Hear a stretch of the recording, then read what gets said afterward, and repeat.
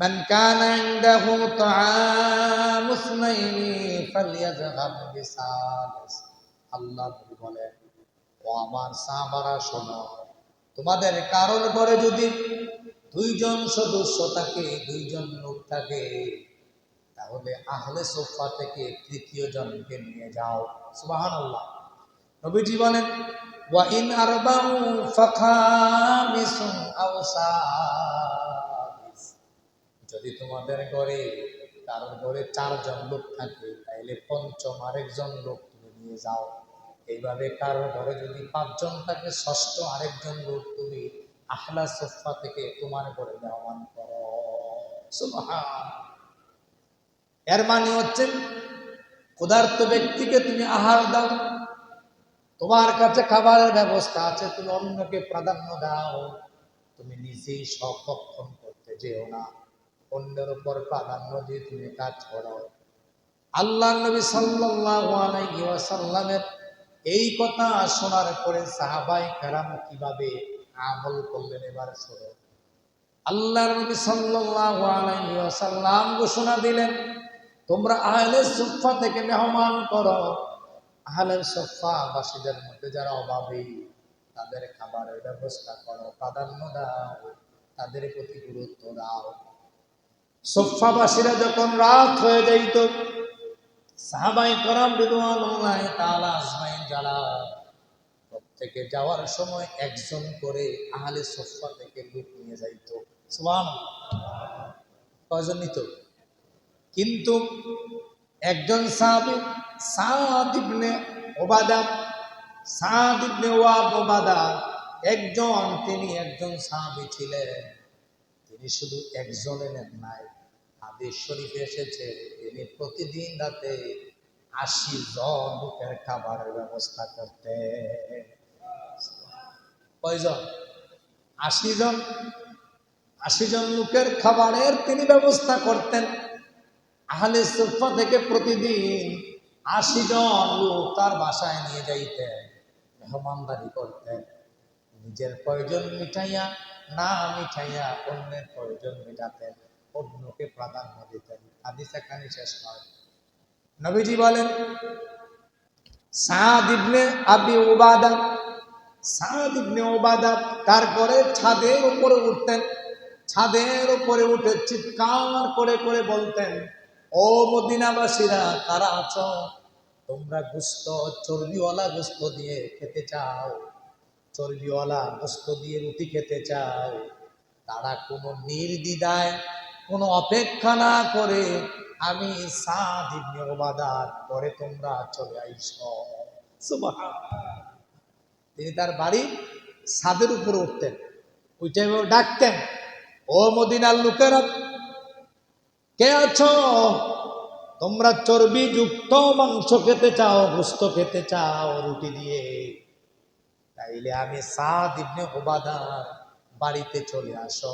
কোনো অনুমতি দরকার নাই, দাওয়াতের দরকার নাই, তোমাদেরকে আমি দাওয়াত দিয়ে দিলাম, তোমরা এখানে চলে আসবা। সুবহান। তারা কি পরিমাণে অন্যকে প্রাধান্য দিয়েছেন। এইভাবে তাদের কাজগুলো, তারা এই কাজগুলো করে থাকতেন আল্লাহর নবী সাল্লাল্লাহু আলাইহি ওয়াসাল্লামের জন্য। সাদ ইবনে উবাদা সব সময় বাটি বা পেয়ালা দিয়ে খাবার পাঠিয়ে দিতেন, গোশত ভাগ করে পাঠিয়ে দিতেন। বর্ণনা এসেছে সাদ ইবনে উবাদার বাটিটা যে ঘরে আল্লাহর নবী সেদিন রাত্রে ছিলেন, সে ঘরে। সুবহান। নবীজি সাল্লাল্লাহু আলাইহি ওয়াসাল্লাম এক এক দিন এক এক ঘরের স্ত্রীর কাছে থাকতেন। কোন ঘরে কোন রাতে ছিলেন এটা ধরার জন্য, বোঝার জন্য যৌক্তিক একটি সুন্দর উপস্থাপনা হচ্ছে। অর্থাৎ সাদ ইবনে উবাদার বাটিটা যেই ঘরে, বিশ্ব নবী সে ঘরে রাত কাটিয়েছে। সুবহান। তাহলে কি পরিমাণ প্রিয় ছিল, তিনি নবীজির চাহিদাটা কিভাবে পূরণ করেছেন। মা এবং সন্তান, মা সন্তানকে প্রাধান্য দেয়, এটাই স্বাভাবিক। পৃথিবীর অধিকাংশ মা পাওয়া যায় যারা নিজেরা না খেয়ে সন্তানকে খাওয়ায়। নিজেরা ভরণ পোষণ না করে সন্তানকে ভরণ পোষণ করায়। নবীজি বলেন এ মা হয়ে যাবে জান্নাতবাসী। যে মা তার সন্তানকে প্রাধান্য দেয়, নিজেকে প্রাধান্য দেয় না, সন্তানের খাবারের প্রাধান্য দেয়, সন্তানের কাপড় চোপড়ের প্রাধান্য দেয়, এইভাবে প্রাধান্য যারা দেয়, নবীজি বলেন তারা জান্নাতবাসী হয়ে যাবে। সুবহানাল্লাহ। হযরত আয়েশা সিদ্দিকা রাদিয়াল্লাহু তাআলা আনহার কাছে একদিন একজন মিসকিন আসলেন, একজন লোক আসলেন, তার দুই কোলে দুইজন সন্তান। দুই কোলে দুজন কি? দুই কোলে দুজন সন্তান। আয়েশা সিদ্দিকা রাদিয়াল্লাহু তাআলা আনহার কাছে আসার পরে আম্মা জান আয়েশা তাদের তিনজনকে তিনটা খেজুর দিলেন। দুই কোলে দুই শিশু আর মা একজন মিলে হলো তিনজনকে তিনটা খেজুর দিলেন। সন্তান দুজনকে দুটা খেজুর দিয়ে দিলেন, দুজনে দুটা খেজুর খাইলেন। মায়ের পেটও প্রচন্ড ক্ষুধার তাড়নায় ছটফট করছে, আর একটা খেজুর আছে। মা সিদ্ধান্ত নিল আমি এবার খেজুরটাকে খেয়ে ফেলব। যেই না মাত্র মা খেজুর হাতে নিলেন, খেজুর হাতে নিয়ে খাওয়ার জন্য সিদ্ধান্ত নিলেন, দুই সন্তান দুদিক থেকে হাত বাড়ালো, মা এই খেজুরটা আমাকে দিয়ে দেন। আবার আরেকজন সন্তান বললেন, মা এই খেজুরটা আমারে দিয়ে দেন। আয়েশা সিদ্দিকা রাদিয়াল্লাহু তাআলা আনহা বর্ণনা করে এভাবে যখন দুদিক থেকে চাইলো, মা বড় বিপাকে পড়ে গেল। একদিকে নিজের প্রচন্ড ক্ষুধা, একদিকে নিজে খেতে পারছে না, অন্যদিকে সন্তান তার কাছে খাবার চাচ্ছে। খাবার দেওয়াটাও জরুরি, এমনি তো মায়েরা দিয়ে দেয়। মায়েরা সবসময় সন্তানকে প্রাধান্য দেয়, নিজের চাইতে বেশি সন্তানকে প্রাধান্য দেয়। যখন হাতটা বাড়ালেন, এবার মা ওই আরেকটা খেজুর যে অবশিষ্ট ছিল, এই খেজুরটাও না খেয়ে খেজুরকে অর্ধেক করে ভাগ করে দুই সন্তানকে দিয়ে দিলেন। আল্লাহু আকবার। আয়েশা সিদ্দিকা রাদিয়াল্লাহু তাআলা আনহা এই দৃশ্য দেখলেন। এই দৃশ্য দেখে নবীজির কাছে গিয়ে বলেন, ইয়া রাসূলুল্লাহ, আমি দেখলাম একজন মায়ের করুণ দৃশ্য। একজন মায়ের কাছে একটা খেজুর ছিল, তিনটা খেজুর থেকে দুইটা খেজুর দুই সন্তানকে খাওয়ালো। একটা শুধু খেজুর যখন সে সিদ্ধান্ত নিল খাবে, ওই মুহূর্তে দুই সন্তান হাত বাড়ালো, মা নিজে না খেয়ে ওই দুই সন্তানকে দিয়ে দিল। নবীজি বলেন, ইন্নাল্লাহ কাদ আওজাবা লানা বিহাল জান্নাহ। অনুবাদ শোনার আগে বল আল্লাহু আকবার। আবার বল আল্লাহু আকবার। আল্লাহ নবীর কাছে যখন হযরত আয়েশা সিদ্দিকা রাদিয়াল্লাহু তাআলা আনহা বর্ণনা করলেন, নবীজি বলেন, ও আয়েশা শোনো। দুইজন সন্তানকে উৎসর্গ করে দিলেন, দুটো একটা খেজুরকে বন্টন করে। ওই মায়ের জন্য, আল্লাহর জন্য জান্নাত দেওয়া ওয়াজিব হয়ে গেছে। আল্লাহু আকবার। ওই মাকে জান্নাত দেওয়াই লাগবে, এটা আল্লাহর জন্য ওয়াজিব। আল্লাহর জন্য ওয়াজিব কেন? এই সন্তানকে প্রাধান্য দিল, মা নিজে খাইল না, না খাইয়া সন্তানকে প্রাধান্য দেওয়ার কারণে আল্লাহ তার জন্য জান্নাত ওয়াজিব করে দিয়েছেন। সুবহানাল্লাহ। এইভাবে তো প্রাধান্য আপনার মাও আমার প্রতি দিয়েছেন। আমি যখন ছোট ছিলাম, আপনি যখন ছোট ছিলাম, অনেক খাবার না খেয়ে মা আপনাকে এবং আমাকে দিয়েছে।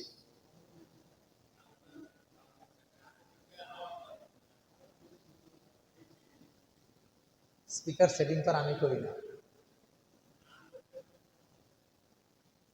জি,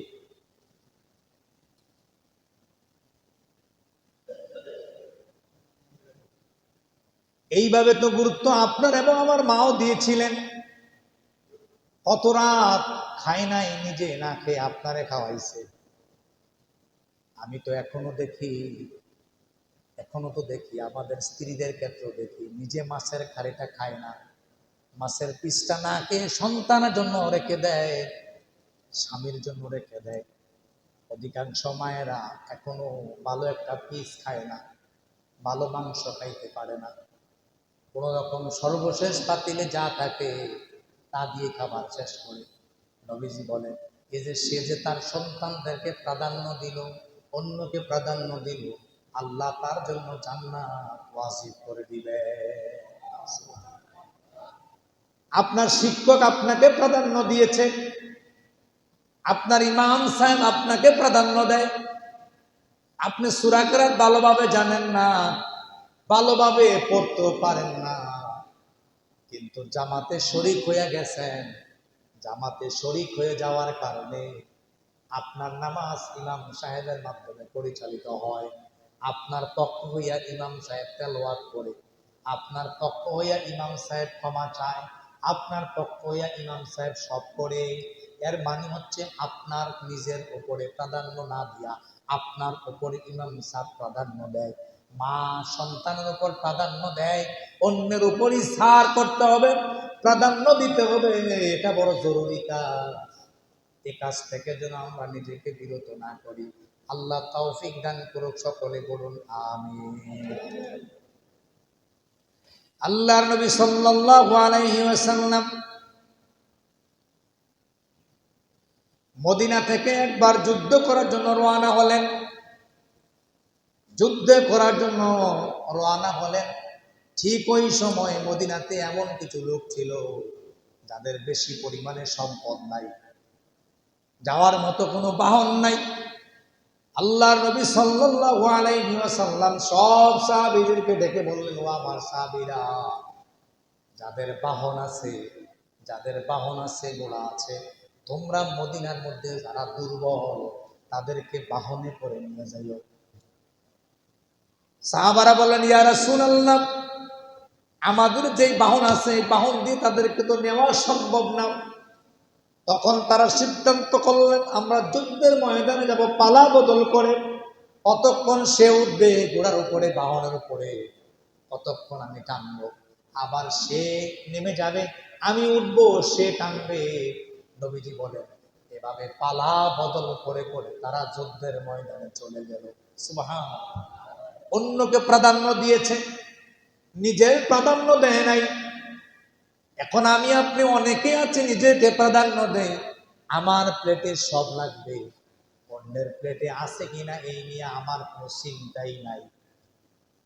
আসলে অনেক সব আমার লাগবে, আমাকে দেন, সম্পদের ক্ষেত্র আমার লাগবে, খাবার খাইতে গুলো আমার লাগবে, অন্যের প্লেটে আছে কিনা এই নিয়ে তার পেরেশানি নাই। এজন্য বিচার নয়, বিচার হবে অন্যকে আগে প্রাধান্য দেন, তারপরে নিজে ভক্ষণ করে।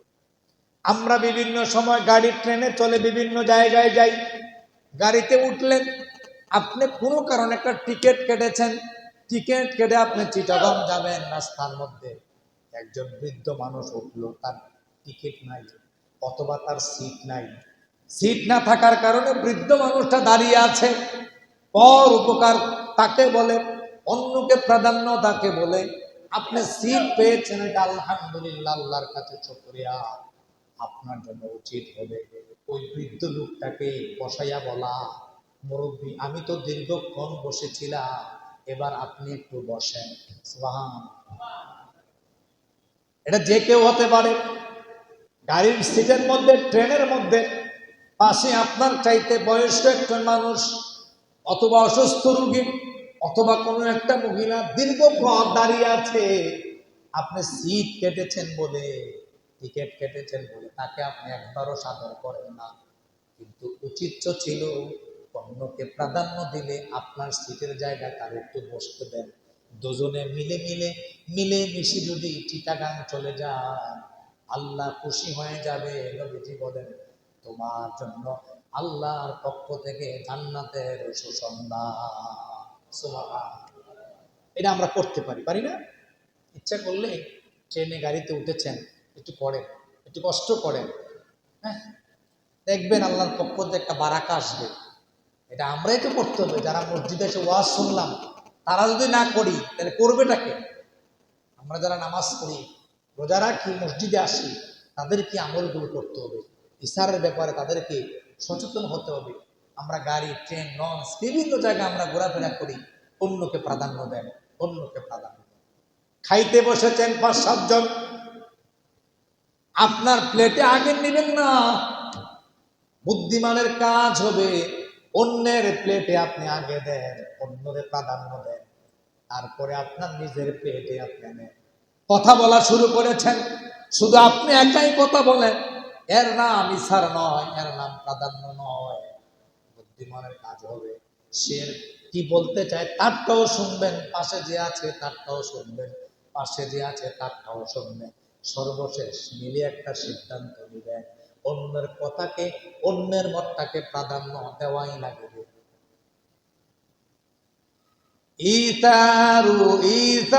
ইতারুল্লাহ। এবার আসেন, আপনার প্রাধান্যটা দিতে হবে আমার প্রতি। আমার প্রাধান্য না দিয়ে দুনিয়ার সকল ক্ষেত্রে আল্লাহকে বেশি প্রাধান্য দেওয়া লাগবে। এতক্ষণ বললাম মানুষ মানুষের উপরে প্রাধান্য দেবে। এবার ইতারুল্লাহ, আপনার সকল মতের উপরে, এই এলাকার সকল মানুষের মতের উপরে আল্লাহর মতকে বেশি প্রাধান্য দেওয়া লাগবে। আল্লাহর মতের বাইরে কোনো কাজ করা যাবে না। জীবন চলছেন সুন্দরভাবে, পথ চলছেন সুন্দরভাবে, আল্লাহর বিধান যেখানে চলে এসেছে, আপনার সকল মত বাতিল। প্রাধান্য পাবে আল্লাহর মত। কার মত? প্রাধান্য পাবে আল্লাহ যা বলেছে। সূরা তাওবার 24 নম্বর আয়াতে আল্লাহ বলছেন, কুল ইন কানা আবাউকুম ওয়া আবনাউকুম ওয়া ইখওয়ানুকুম ওয়া আযওয়াজুকুম ওয়া আশীরাতুকুম ওয়া আমওয়ালুন ইক্তারাফতুমুহা। তোমাদের আব্বা, তোমাদের ভাই, তোমাদের বোন, তোমাদের স্ত্রী, তোমাদের সন্তান সন্ততি। এরপর আল্লাহ বলেন, ওয়াতিজারাতুন তাকশাউনা কাসাদাহা। তোমাদের ব্যবসা বাণিজ্য, ব্যবসা বাণিজ্য যা ক্ষতি হয়ে যাবে তার টেনশন করো। ওয়ামাসাকিনু তারদাউনাহা। সুন্দর বাড়ি বানিয়েছ, ওই বাড়ি, ওই সন্তান সহ যা তোমার কাছে বড় প্রিয়, আল্লাহ এবং তার রাসূলের চাইতে এগুলারে বেশি ভালোবাসা যাবে না। যদি তুমি ভালোবাসো, আল্লাহ বলেন, ফাতারাব্বাসু হাত্তা ইয়াতিয়াল্লাহু বিআমরিহি।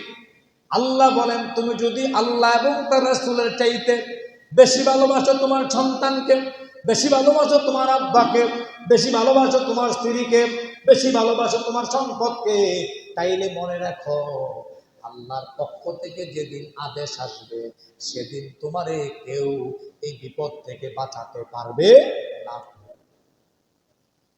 ফাতারাব্বাসু হাত্তা ইয়াতিয়াল্লাহু বিআমরিহি। আল্লাহর পক্ষ থেকে আদেশের অপেক্ষায় তুমি থাকো।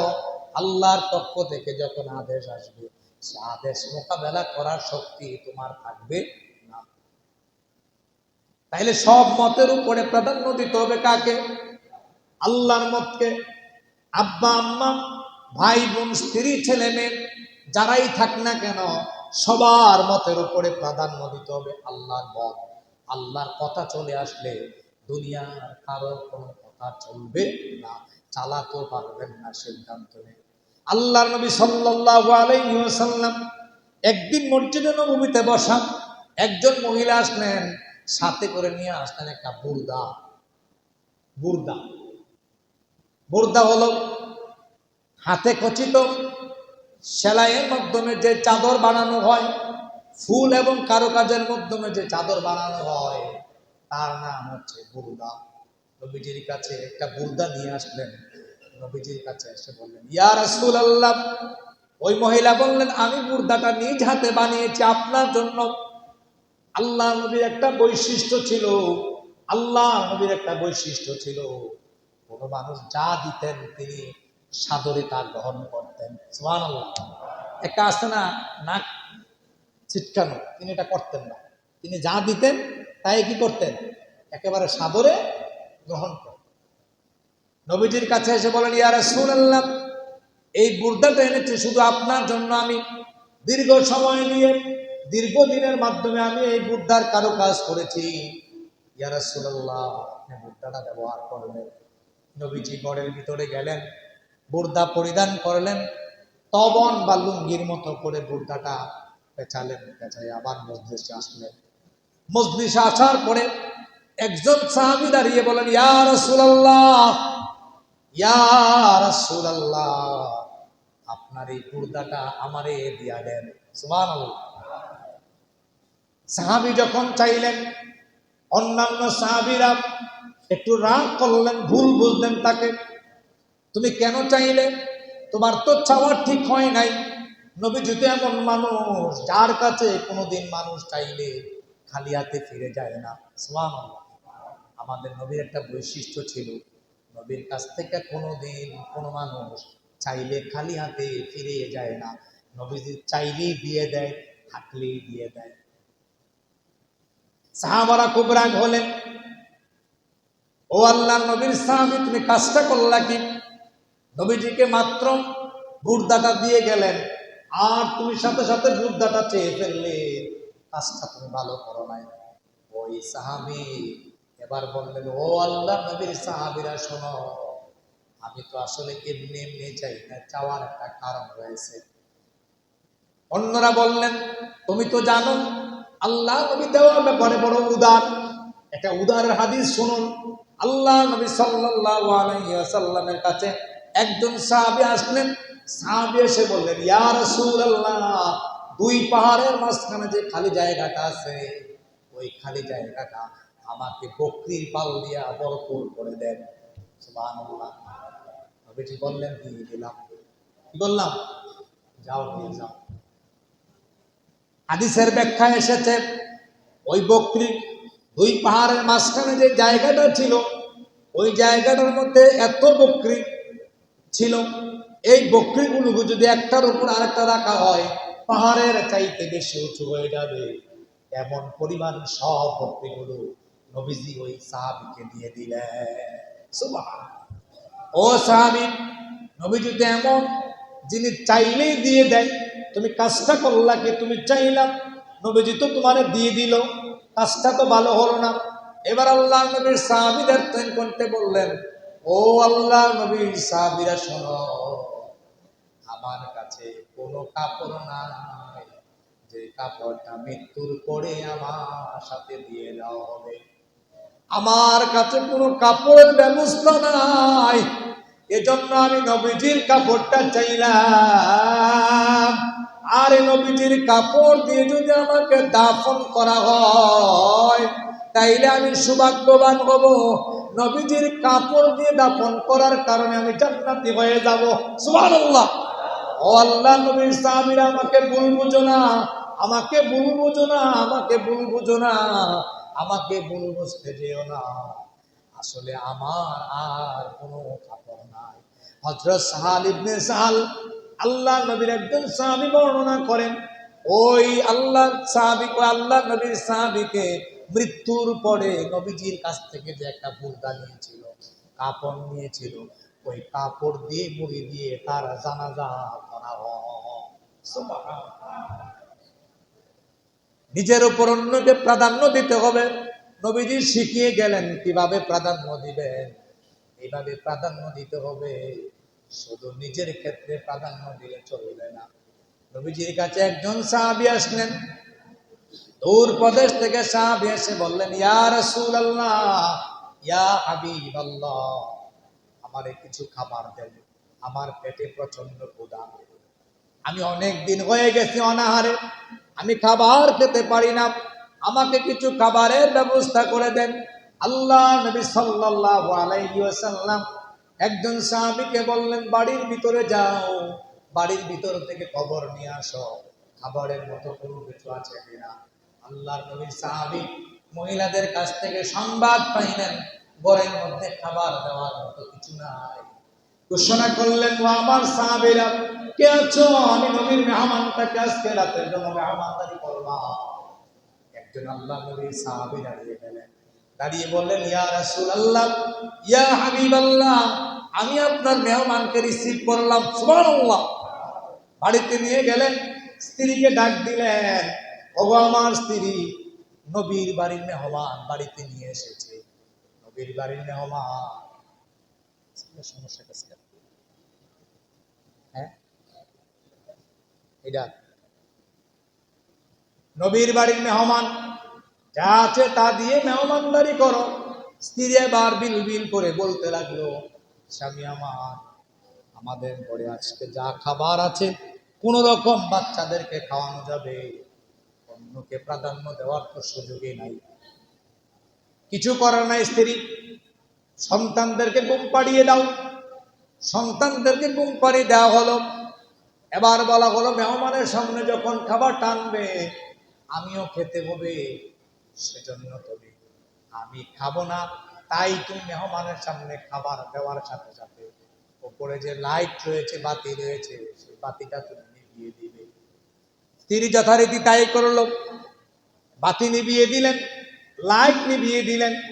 স্বামী খাবার খায় এমন একটা ভঙ্গি করলেন, খাবার খাচ্ছেন এমন একটা আচরণ করলেন। খাবার শেষ হয়ে গেল, রাত্রিবেলা দুজনে ঘুমিয়ে গেল। সকাল হলো, বিশ্ব নবীর দরবারে মসজিদে নববীতে সাহাবী সহ মেহমান সহ তারা দুজনে নামাজ পড়তে গেল। আল্লাহ নবী সাল্লাল্লাহু আলাইহি ওয়াসাল্লাম ওই সাহাবীকে দেখে বললেন, ও আমার সাহাবী, তুমি মেহমানের সাথে কি আচরণ করেছ?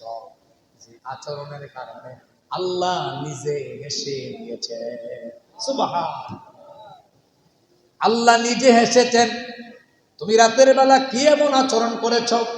অন্যকে প্রাধান্য দিতে হবে নিজের উপরে, শুধু নিজের সব লাগবে, নিজের সব প্রয়োজন এ চিন্তা না করে অন্যরে প্রাধান্য দেন, অন্যরে সুযোগ দেন, অন্যকে খাবারের ব্যবস্থা করেন।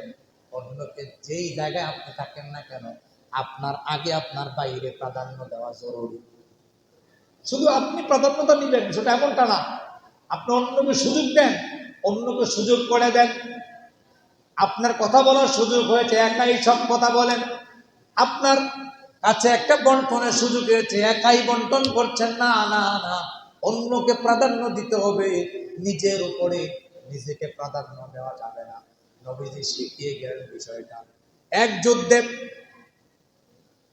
যুদ্ধে একজন সাহাবী, আল্লাহ নবীর সাহাবী, তার নাম ছিল হারেস রাদিয়াল্লাহু তাআলা আনহু।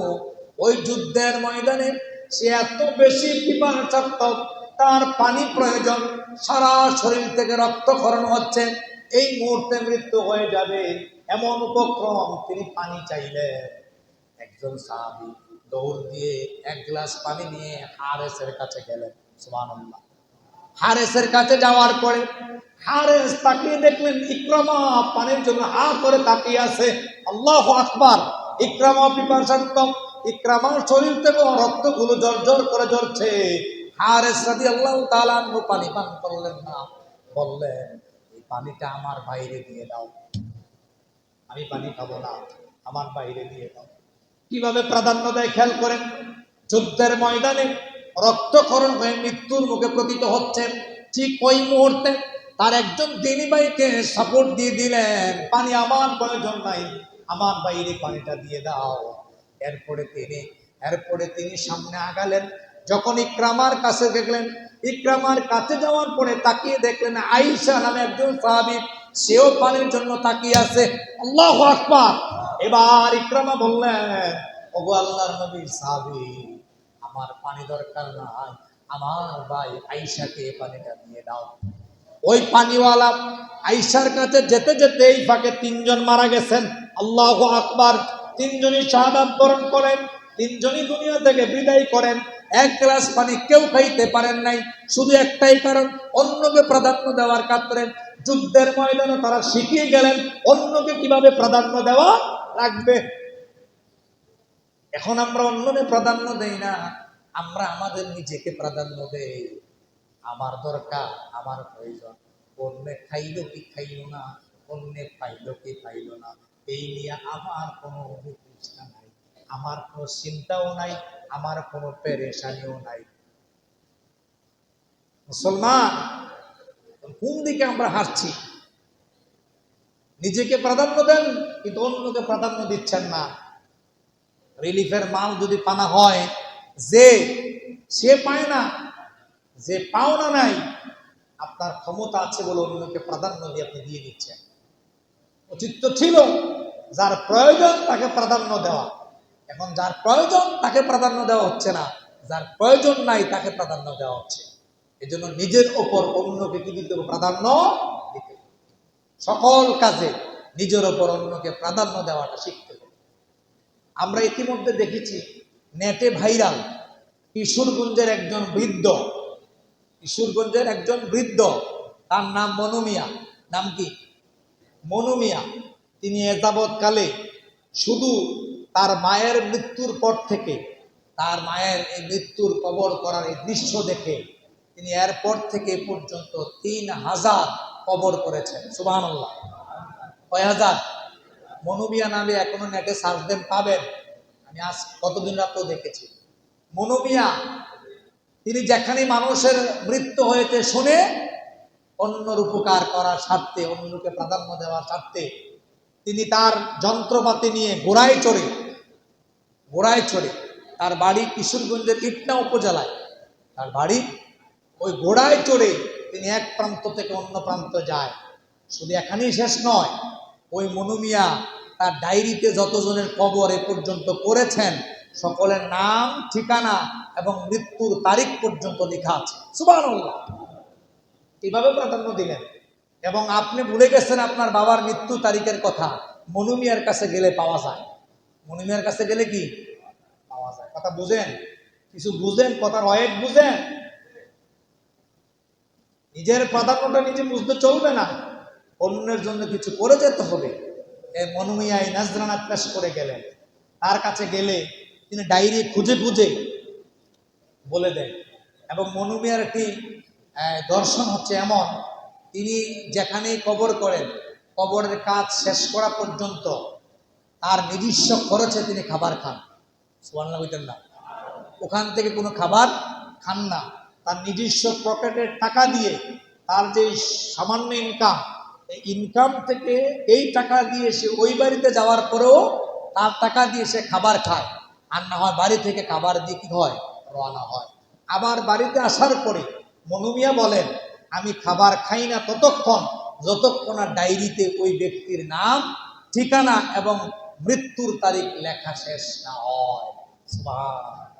এবং তিনি লিখেন না, কোনো একজন শিক্ষিত ছেলে পাইলে তাকে ডাক দিনে লিখান, তুমি আমাকে লিখে দাও।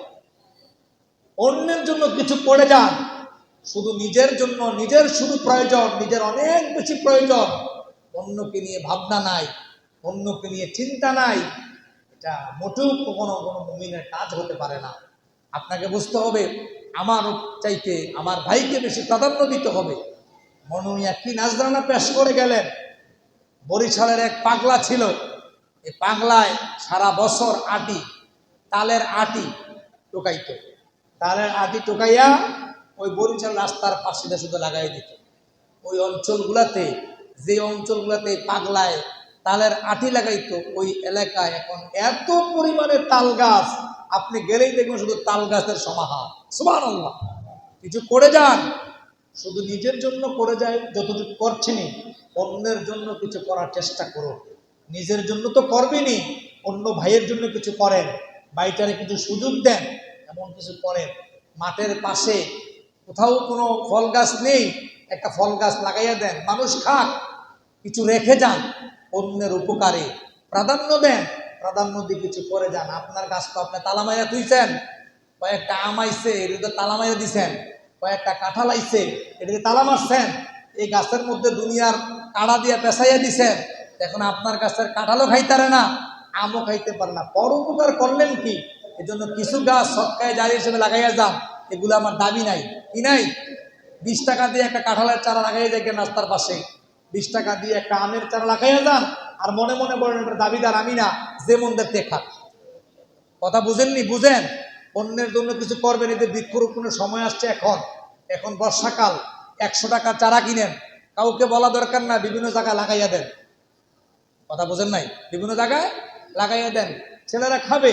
বিভিন্ন প্রতিষ্ঠান আছে, প্রতিষ্ঠান মাঠের আশেপাশে কয়েকটা ফলের চারা লাগাইয়া দেন। এই ফলজ চারা থেকে একসময় ফল হবে, অন্য ছেলেরা খাবে, মেয়েরা খাবে, স্কুলের প্রতিষ্ঠান সবাই খাবে। অন্যের জন্য কিছু করে যান, সব শুধু নিজের জন্য করে গেলেন, এটা কখনো বুদ্ধিমানের কাজ হতে পারে না। এজন্য এখন আপনাদের এই বৃক্ষরোপণ করতে পারেন। এইভাবে অনেক ব্যবস্থা আছে কিছু করে যাওয়ার। বাড়ির পাশে আপনি অনেক টাকার মালিক, আর মানুষগুলো ঘাট দিয়ে নামতে পারে না, ওই ঘাটের মধ্যে ছোট্ট একটা ঘাটলা করে দেন, বাড়ির সবাই গোসল করবে, সেখান থেকে উপবার ভোগ করবে, অন্যকে প্রাধান্য দিলেন, এর সব আপনি পেয়ে যাবেন। সুবহানাল্লাহ। ইদা মাতাল ইনসানু ইনকাতা আনহু আমালু ইল্লা মিন সালাসা। মানুষ মৃত্যুর পরে সব আমল বন্ধ হয়ে যায়, তবে 3টা আমল জারি থাকে। ইল্লা সাদকাতিন জারিয়া, 1 নম্বর হচ্ছে সদকায়ে জারিয়া, আও ইলমিন ইয়ানতাফাউ বিহি, এবং উপকারী জ্ঞান, মানুষকে বিলিয়ে যান, মানুষকে ভালো বুদ্ধি দেন, ভালো পরামর্শ